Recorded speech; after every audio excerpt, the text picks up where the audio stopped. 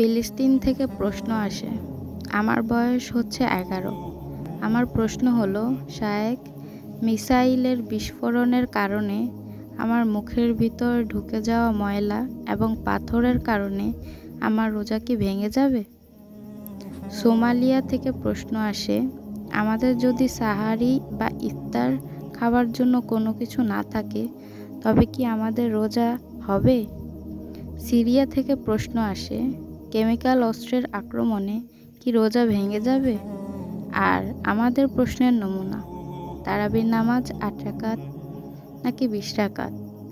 হাত নাভির নিচে বাঁধবো নাকি বুকে?